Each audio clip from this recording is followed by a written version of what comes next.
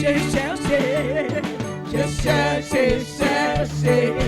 jamais personne. Je fouillais, jamais personne.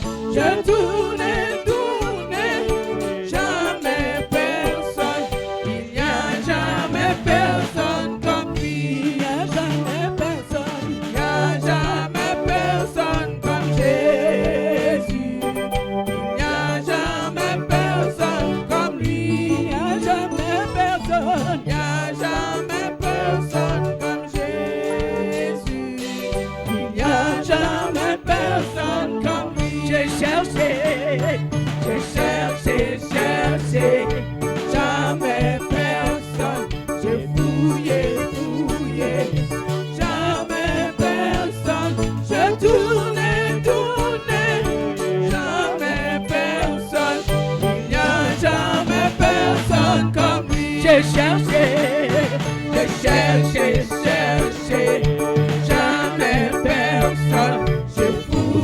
J'ai fouillé, jamais personne. Je tournais, jamais personne. Il n'y a jamais personne comme lui. J'ai cherché, jamais personne. J'ai fouillé, jamais personne.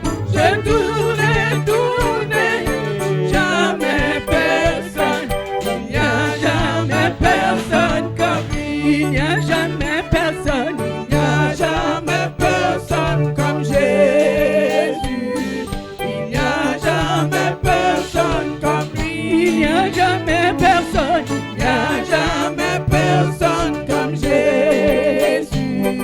Il n'y a jamais personne comme lui. Il n'y a jamais personne. Il n'y a jamais personne comme Jésus. Il n'y a jamais personne comme lui. Il n'y a jamais personne. Il n'y a jamais personne comme Jésus. Il n'y a jamais personne comme lui. J'ai cherché, jamais personne. J'ai fouillé, jamais personne. Je tournais, jamais personne. Il n'y a jamais personne comme lui. Ça fait longtemps que vous venez ici. J'aimerais bien. Quand je prends mon texte, je reste sur mon texte. Mais ce matin, c'était l'idée, l'essentiel qui est dans le texte et qui me concerne. Je ne resterai pas sur le texte.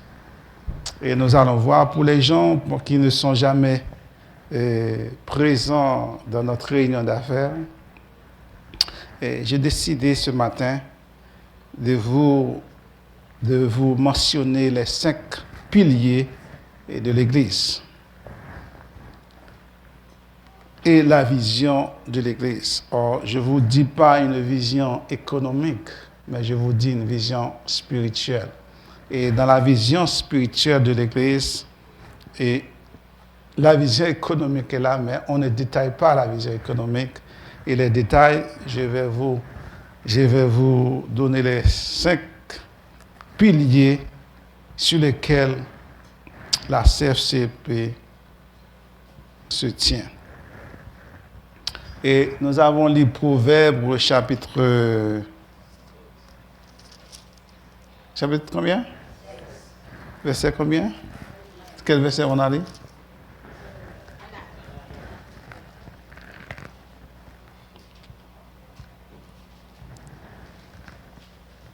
C'est le dernier verset qui m'intéresse.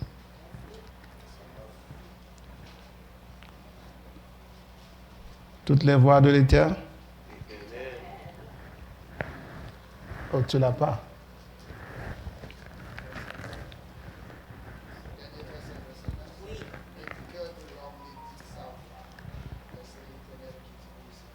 Ok, le cœur de l'homme médite ça, mais c'est l'Éternel qui dirige ses pas. Ok, vous pouvez avoir beaucoup de visions, vous pouvez avoir beaucoup d'objectifs, mais c'est l'Éternel qui a le il va m'aider à prêcher ce matin. L'Éternel a le dernier. L'homme propose, mais Dieu dispose. Ainsi que la Bible nous dit, cherchez premièrement.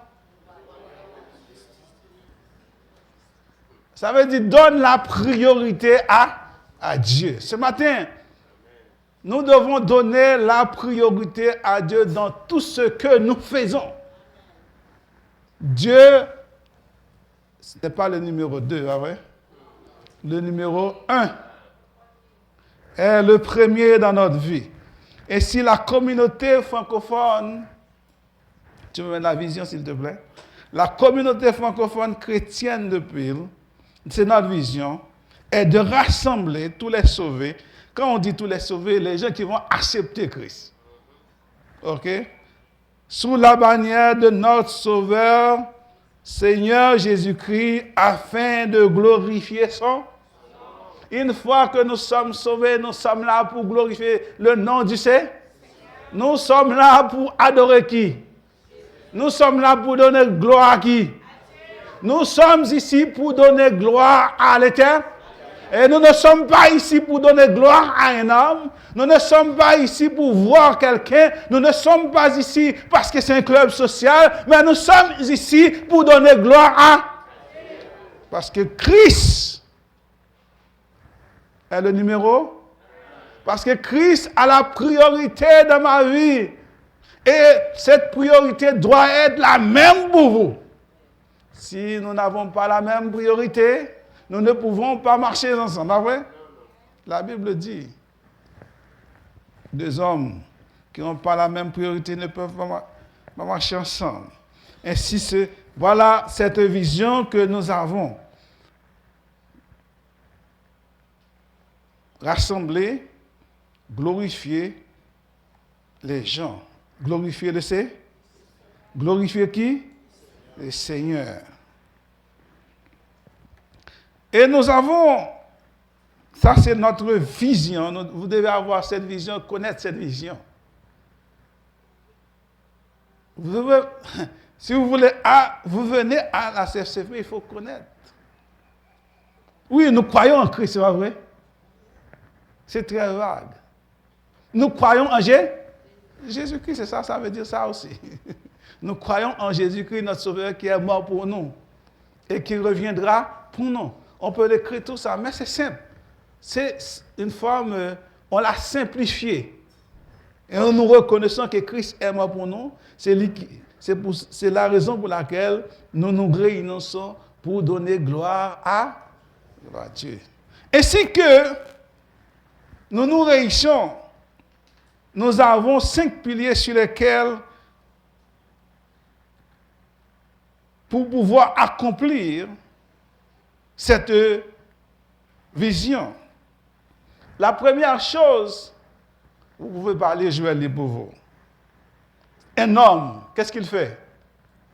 C'est une classe ce matin. Qu'est-ce que l'homme fait? Il prie. C'est la prière. Le début de l'année, on l'a commencé en chantant, pas vrai? On l'a commencé en priant. Avec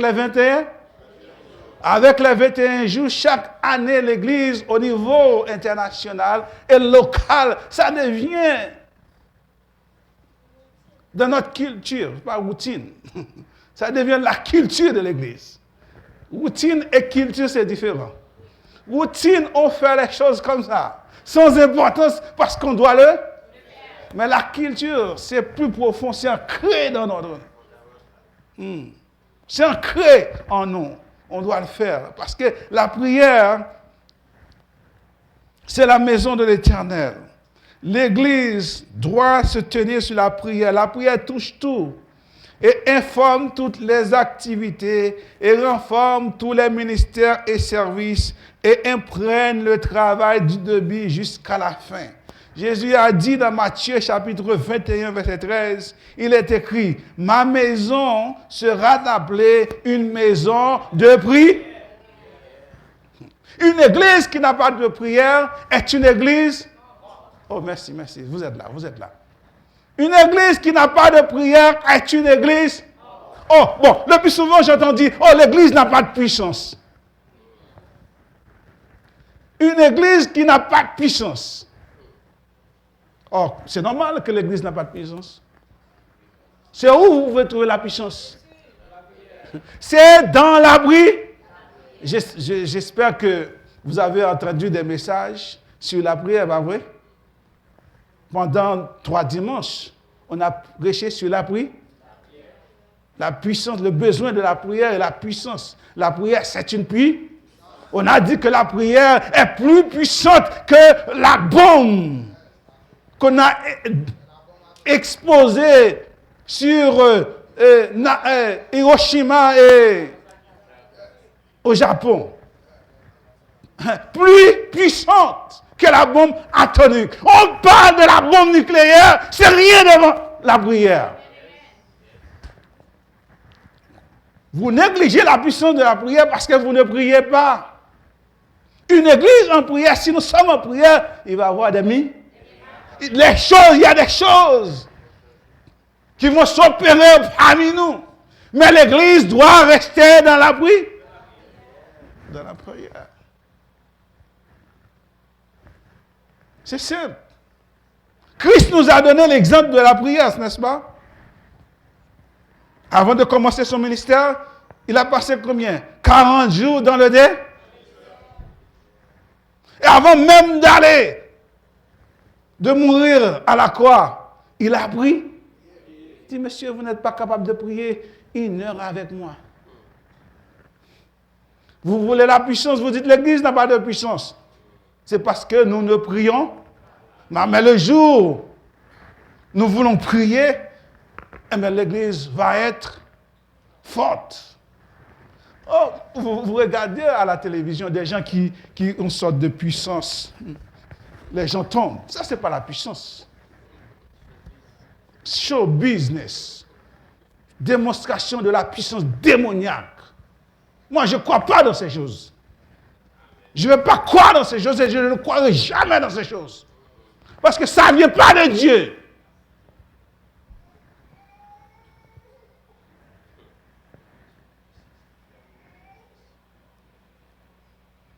Christ dit, ma maison sera appelée une maison de prière.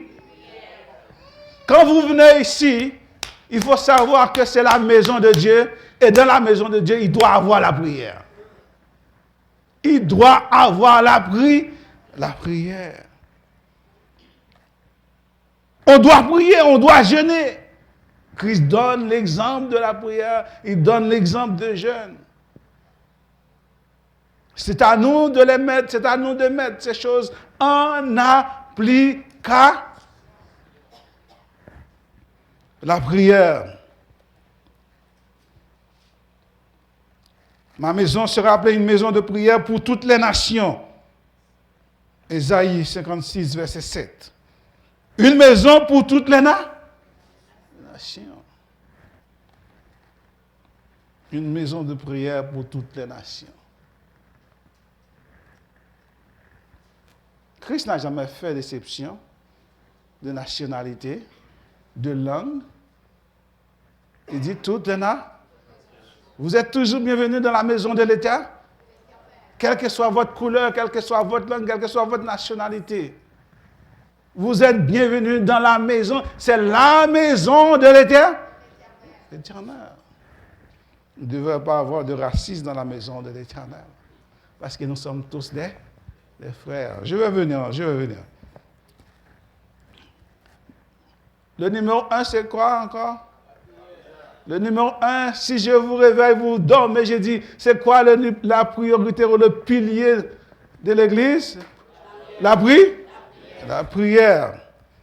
Pour cela, nous avons notre frère Adam qui dirige le pilier de la prière. Jeûne tous les jeudis, ouais. Tous les premiers samedis du mois. Quand l'été arrive, il fera beau. À ce moment-là, on ne sera pas sous Zoom. Il y a des moments où on a besoin d'un moment pour de la prière. Est-ce que vous? Il y a des moments spéciaux qui demandent. Il y a des combats qui demandent qu'on doit venir ici tous ensemble et vous prier. Ah. Il y a des moments difficiles. Il y a des moments, des combats difficiles dans notre vie. Zoom n'est pas suffisant. Zoom n'est pas suffisant. Il nous faut tous ensemble ici et commencer à gémir devant l'Éternel pour que les choses changent.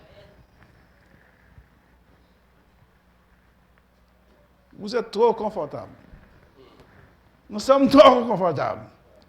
Nous avons trop de riz à manger, vrai? Trop de foufou à manger, vrai? Trop de feuilles de manioc à manger. Et la prière n'est plus indispensable, pas vrai?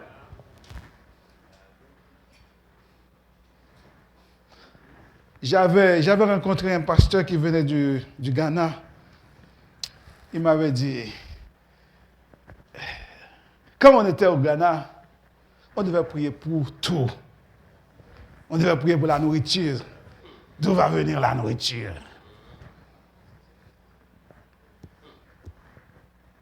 C'est pas différent de nous, là, ouais? La prière. Je veux parler de la prière. Deuxième pilier, c'est le développement du leadership à l'Église. Nous faisons cela un devoir pour nous de développer des leaders qui sont qualifiés et compétents à la CCP. Chaque département doit chercher à transmettre les informations à d'autres personnes afin d'assurer un processus continu. Et nous sommes en process d'avoir d'autres ministres qui doivent être qualifiés et compétents dans le ministère. Parce que je ne suis pas là pour toujours, je ne suis pas éternel. Et encore, parfois, il y a des moments qui me demandent d'aller en vacances, pas vrai? Les déplacements, il doit y avoir des ministres qualifiés ici pour assumer la responsabilité. Et tous les leaders dans les départements, quel que soit dans le département que vous êtes, ça prend ça. La formation continue, de toujours étudier de façon formelle et informelle. Quand je dis formelle, c'est quand vous allez à l'école, vous allez dans quelle que soit dans l'institution, vous vous formez. Informel, c'est chercher les informations, c'est acheter des livres. Acheter des livres pour vous former. On n'est plus dans ce niveau de dire, oh, le Saint-Esprit suffit. Je crois au Saint-Esprit aussi. Mais je crois aussi qu'on doit nous former. Qu'on doit nous former. Paul a dit à Timothée, efforce-toi de te présenter comme un homme qui n'a point à vous, qui dispense droitement la parole. Pour dispenser droitement la parole, il faut étudier la parole, il faut rester devant Dieu. Ah ouais? Il faut faire, il y a ce qu'on appelle l'équilibre. On appelle l'équilibre. Il y a la formation et le Saint-Esprit. Les deux marchent ensemble. Les deux marchent ensemble. Pour cela, nous faisons de la formation et j'ai mis le calendrier. Il y a beaucoup de formations, tous les leaders, tous les gens qui ont une responsabilité. C'est obligatoire de faire partie de ces formations. Vous ne pouvez pas diriger et conduire des gens et vous ne suivez pas on dit de formation continue. Il faut vous recycler en permanence. Il faut, c'est une obligation, nous faisons cela, une priorité à l'Église, développement des leaders. Développer des leaders, des jeunes leaders, développer des leaders pour assurer la relève. Nous ne devons pas être oisifs, paresseux, des leaders paresseux. Il faut étudier, il faut être ami du livre. Ami du livre. Est-ce que vous êtes ami de ce livre? Si vous êtes ami de ce livre, vous serez ami de tous les livres. Il faut être ami de ce livre. Développement des leaders. Deuxième pilier. Je suis responsable en charge pour former les leaders, pour faire des formations pour les leaders. Deuxième pilier. Premier pilier, c'est la prière. Deuxième, c'est développement des leaders ou du leadership. OK. Troisième pilier. Amour, aimer. Service et aimer, je veux dire. Service et aimer. Christ nous a donné le service, le modèle de service. Jésus a servi. Il appelle les disciples à servir. Les dirigeants et les membres de la CP sont appelés à servir. De plusieurs manières, la communauté. Nous sommes appelés à servir. Jésus a donné l'exemple. Il dit, si moi je suis le maître, je vous ai lavé les pieds, vous aussi, vous devez faire. Si Jésus-Christ dit, je ne suis pas venu ici pour être servi, pas vrai? Je suis venu pour vous servir. Christ est le serviteur, le modèle serviteur. Nous devons servir. Nous devons servir. Nous devons chercher des moyens pour servir dans la communauté. Nous devons chercher des moyens comment servir dans la communauté. Comment la communauté peut savoir que nous sommes ici. Que nous existons. Ah ouais? Si chacun de nous restons dans nos coins, personne n'entendra parler de nous, pas vrai? Parce que nous ne sommes pas engagés dans la communauté. Et vous savez, nous les Haïtiens, nous ne sommes pas habitués à faire du bénévolat. Nous ne sommes pas. S'il n'y a pas d'argent, nous ne sommes pas là. Je comprends, mais en même temps, il faut faire du bénévolat. Il faut faire. Même à l'église, ça fait longtemps qu'on cherche des gens pour travailler avec les enfants. Personne n'est disponible. Une seule personne. J'ai dit, j'ai besoin d'une autre personne pour travailler avec les enfants. Personne n'est disponible. C'est un problème, ça. C'est un grand problème. Nous sommes appelés à servir. Parfois, dans la communauté, ils font des campagnes de nettoyage, aide d'urgence en cas de catastrophe. Et dans les ligues sportives pour les jeunes, programmes parascolaires, soins aux personnes âgées, gardement, et ainsi l'enseignement, l'éducation, le don de la cuisine et le nettoyage, l'aide, le transport, d'autres façons de servir. Nous ne sommes pas prêts à servir. Christ nous a appelés à servir.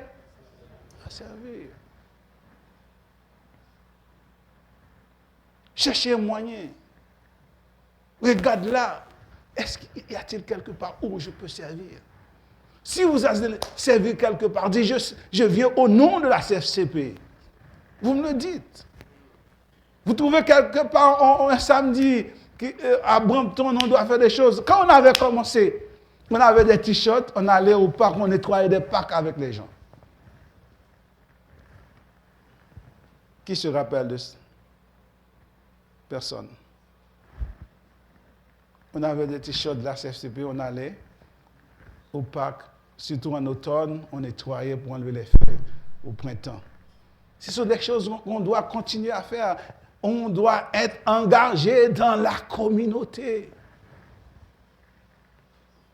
On doit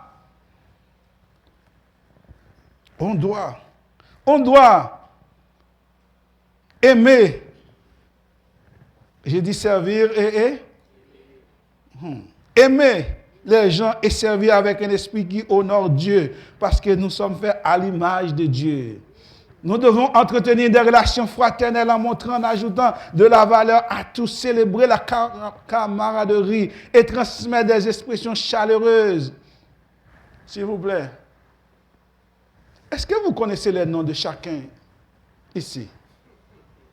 Sauf moi. Je connais les noms. Pas vrai? Ça, c'est un problème.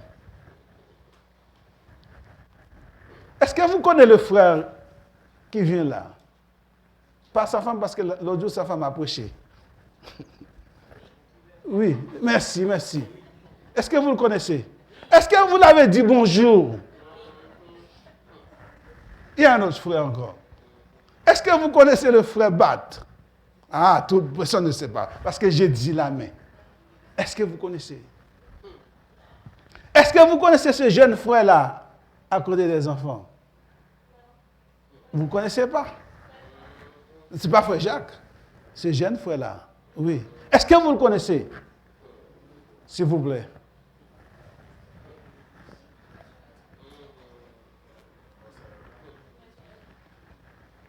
C'est ça le sens de la communauté. La communauté, on se connaît. La communauté, on se connaît. Si quelqu'un a un problème, on se connaît. S'il a un besoin, on se connaît. On sait que son frère ou cette soeur a un problème. Si quelqu'un vient juste d'arriver dans la communauté, comment on fait pour les accueillir? Parle-moi, parle.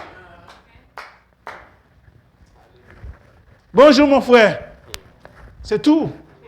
S'il vous plaît, à dimanche. S'il vous plaît, aimez les gens. Il y a des gens qui sont célibataires. Je vais te laisser lancer quelque chose. Il y a des gens qui sont célibataires. Vous avez des maisons. Je sais, la semaine, c'est difficile. Ou monoparental. Je sais que la semaine, c'est difficile, c'est pas vrai?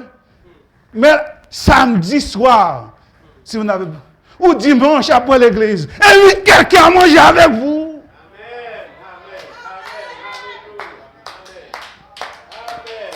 Invite quelqu'un à manger avec vous. Invitez notre famille à avoir une relation, une conversation avec vous. Regarder un film avec vous. C'est ça le sens de la communauté. Pendant l'été qu'il fait bon, organise des barbecues pour resserrer le lien fraternel entre nous. La CSCP. L'église est terminée. Cap vous, boum. Au revoir. Je sais, c'est vrai que il y a des gens qui doivent aller travailler, je comprends. Mais il faut créer un temps. Il faut créer un temps. Invite quelqu'un qui est tout seul. Je sais qu'est-ce que ça veut dire. Je ne parle pas des choses que je n'ai pas expérimentées. Vous ne connaissez pas mon histoire.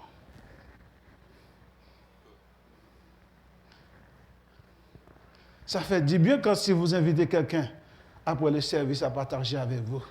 Parfois, n'attendez pas que vous allez avoir, comment on dit, des oies. Oui. Des pans, oui. Des choses extraordinaires. Moi, aujourd'hui, on a la pomme de terre. Mon frère, c'est ce que j'ai. Et après ça, bon, moi je bois pas de coca. C'est de l'eau que je bois. On va manger la patate ensemble, va voir. C'est ce que Dieu m'a donné aujourd'hui. Et dimanche prochain, quand l'Éternel me donne des pains, à ce moment-là, nous allons manger ensemble. C'est ça la famille? C'est ça la famille de la CFCP. C'est ça que j'attends de vous. C'est ça que j'aimerais voir maintenant de vous.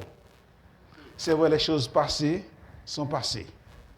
Si vous ne l'avez pas fait, ok, maintenant, c'est ce que j'attendais de vous. N'attendez pas d'avoir comme je dis, la maison est bien remplie. Invitez les frères, on va manger ensemble ce que vous avez. C'est ça. C'est quel pilier? C'est quel pilier? C'est quel pilier? Servir et aimer. Il va y avoir des examens, hein? Parce que je prêche aujourd'hui, je sais que vous allez oublier. Je vais retourner encore. Jusqu'à ce que ça colle, ça entre. Et vous le pratiquez. Qu'est-ce que j'ai dit? Jusqu'à ce que ça entre et colle et vous pratiquez. le sens de la communauté. Quatrième, ce qu'on appelle l'intendance biblique, la gérance biblique, si vous voulez, qui dit que tout appartient à Dieu, pas vrai? C'est vrai? Tout appartient à Dieu. Ok. Le pilier de servir Rémé, c'est dans la main de frère Christophe. La frère intégration, ce genre de choses. Il a déjà une liste des choses à faire. L'intendance biblique affirme que tout appartient à Dieu alors qu'il a gracieusement confié aux individus le soin, le développement et l'utilisation de ses ressources. Comme chrétiens, nous sommes responsables de bien gérer ce que l'Éternel nous a donné, n'est-ce pas? L'Église reconnaît et encourage ses membres à reconnaître qu'ils sont les intendants, des gérants des ressources, des capacités, des opportunités que Dieu nous a confiées. Parce qu'un jour, nous allons rendre compte à Dieu. Un jour, nous allons rendre compte à comment on a utilisé ce que Dieu nous a donné. Si vous avez gaspillé, vous dépensez sans compter. Je me rappelle d'une sœur qui disait il y a une carte qui paye, il y a une carte crédit qui paye elle-même. Vous ne connaissez pas cette carte crédit? Oh. Mastercard. Tu dors toujours, c'est où là? Tu n'es pas là. Excusez-moi. Il y a une carte qui se paye toute seule, pas vrai? Pas vrai? Il y a une carte de crédit? Oh, ok. Dans ce cas-là, il faut bien gérer ce que l'Éternel nous a donné. Parfois, ce qui arrive, nous achetons, nous ne contrôlons pas nos ressources. L'Église souffre. L'Église, parce que vous dépensez trop, vous n'avez pas, vous ne pouvez pas contribuer à l'Église. Vous n'êtes pas généreux. Vous ne pouvez pas être généreux. Et vous ne pouvez pas générer avec votre frère, avec vos soeurs. Parce que vous avez dépensé tout. Dans tous les gadgets, tout ce qui se passe, tout est nouveau, vous voulez l'avoir. Même que vous n'avez pas besoin de la chose, vous voulez l'acheter. Dieu nous appelle à être des bons gérants. Gérez ce que l'Éternel vous a donné et donnez avec joie à l'Église. Donnez avec joie. Donnez avec joie.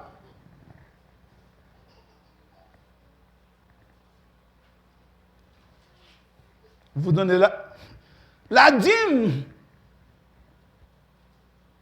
C'est dixième. En fin de compte, si vous allez étudier la Bible pour voir dîme, c'est dans les 20%.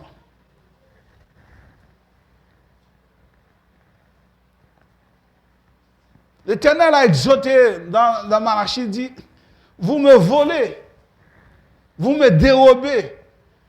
Parce que le peuple, après l'exil, retourne en Israël, chacun voulait faire acheter leur propre maison, embellir leur propre maison. Ils disent, mais en quoi avons-nous volé? L'Éternel a dit, vous m'avez volé dans les dîmes et les eaux. Pourquoi? C'est parce qu'il ne donnait pas la priorité à Dieu. Et David, on devait construire, l'Éternel a dit, non David, tu ne vas pas construire. Parce que ta main a trop de... Tu as tué trop de personnes, tu ne peux pas. Mais David dit, ok, je ne peux pas. Il a rassemblé les choses. Ça, c'est ce qu'on appelle un bon leader aussi. Il dit, c'est pas comme dans les leaders, oh, mais si je ne peux pas, c'est fini. Je ne veux rien faire. Bah ouais. Mais il a rassemblé les matériaux. Après ça, il a incité le peuple à donner. Tout le monde donnait. Il a donné avant tout. Après, il a dit, Seigneur, je reconnais tout ce que je donne vient de toi. Tout ce que vous donnez à l'Éternel vient de l'Éternel. Vous connaissez, vous l'avez vu peut-être sur Facebook, un homme qui est malade, il est parti à l'hôpital. Il avait besoin de l'oxygène. Après ça, le docteur lui a donné une facture de combien? Il dit, oh, je remercie le Seigneur pour tout le temps que je respire sans payer. Vous respirez ce matin, pas vrai? Combien vous devez à l'Éternel? Il faut voir ça comme ça. Il dit, ah, je respire. Merci Seigneur. Si je ne peux pas respirer, je suis un homme mort, pas vrai? Tu vois ça? Si je n'ai pas la respiration, c'est fini. Ce matin, vous avez l'oxygène, vous devez donner gloire à l'Éternel. Tout ce que vous avez, l'Éternel, c'est à vous. Non, vous ne donnez pas parce que vous pensez que Pasteur Jean-Hubert va avoir plus d'argent. Je dis ça? Non, je vais le dire. Je vais le dire. Mais je vais vous dire, quand vous donnez à l'Éternel. À l'Éternel. Vous donnez à l'Éternel. Soyez généreux. Et la Bible dit, il y a plus de bonheur qu'à donner, ah ouais? Il y a plus de bonheur qu'à donner qu'à recevoir. Quand je vous donne, tu penses que tu es béni. Mais j'ai plus de bénédictions que toi. Oh oui, je suis béni, merci Seigneur, tu m'as béni. Mais celui qui t'a donné a plus de bénédictions, a plus de bonheur qu'à donner, qu'à recevoir. Donne, mes chers amis, mes frères et sœurs. Ok. Sur chaque pilier, je peux prêcher, pas vrai? Dernier. La moisson. La moisson est notre responsabilité. Elle nous concerne tous. Nous devons travailler à la préparation de l'Évangile et à la réconciliation du monde avec Christ.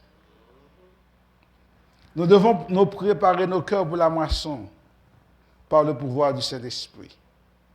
Et nous sommes en train de faire, et ça fait longtemps que j'ai demandé de vos adresses. C'est pour une raison.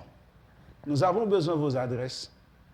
Nous allons nous diviser en des maisons, des cellules des maisons. Nous allons nous diviser, nous avons besoin des leaders. À ce moment, nous avons des leaders, la formation des leaders, c'est pour ça. Parce que l'Église doit grandir à travers les petits groupes. Vous allez inviter vos amis, vous partagez la parole, afin que l'Église, vous allez entendre beaucoup plus. Là, je suis en train de vous dire un petit résumé. Et nous sommes en train de prendre des formations à ce sujet. À plus de formations que nous avons déjà. Nous sommes en train de prendre des formations pour que nous puissions avoir des cellules, des maisons. Là que nous allons former des gens à être des disciples. Nous avons constaté, beaucoup de vous venez des milieux différents. Quelques de vous qui étaient des... Ça n'a pas d'importance, ce que je veux dire. Mais vous venez des milieux différents. J'aimerais bien, quand vous venez à la CCP, nous devenons un seul. Nous devenons un seul. Nous devenons un seul dans la parole, dans l'enseignement. C'est à travers les petits groupes, ce que nous enseignons ici dans les petits groupes, vous n'allez pas être livré à vous-même, vous enseigner. Non, il va y avoir un curriculum. Il va y avoir une marche à suivre. Nous allons vous donner des marches à suivre. Nous allons vous former. Après ça, vous allez prendre ces informations, vous former les autres choses. Les autres gens. Excusez-moi. Les nouveaux venus, ou les gens, vous allez les former. Les nouveaux chrétiens, vous allez les former pour qu'ils deviennent des chrétiens mieux comme vous. Parfois, je me demande parmi vous si nous sommes mûrs. Il y a beaucoup d'immaturité. Mais le disciple-là, faire des disciples, pour que nous soyons comme Christ à part l'enseignement de la Pardon. Tout ce que je fais, mes chers amis, je le fais de façon intentionnelle. Vous êtes là? Quand je dis qu'on est les gens qui étaient là, si vous n'étiez pas là vendredi, en utilisant le livre de Marc, je le fais intentionnellement. Intentionnellement, parce que je fais des disciples. Vous préparez un enseignement. Comment nous devions être. Ce matin, il est déjà l'heure. Je vais m'arrêter là. Mais nous avons 5 piliers. Récapitulons-nous.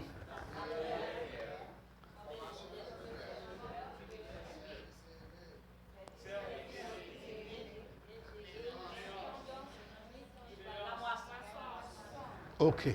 Bon, nous allons. C'était là. Vous allez répéter mieux. Là, parce que là, il y a des gens qui sont encore confus.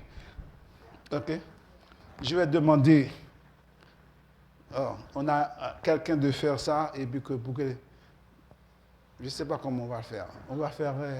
Je ne sais pas comment on va faire. Vous devez l'avoir chez vous, quelque part, de façon vraiment simple. Très simple. On va voir. Je vais demander à quelqu'un de me faire ça. Ça va nous coûter de l'argent. La prière. Formation des lits. Servir et. Après ça, la gérance et la moisson. Quand on parle de la moisson, vous pouvez dire que disciple là. Faire des disciples, ok? Faire des disciples. Ou cellule de maison.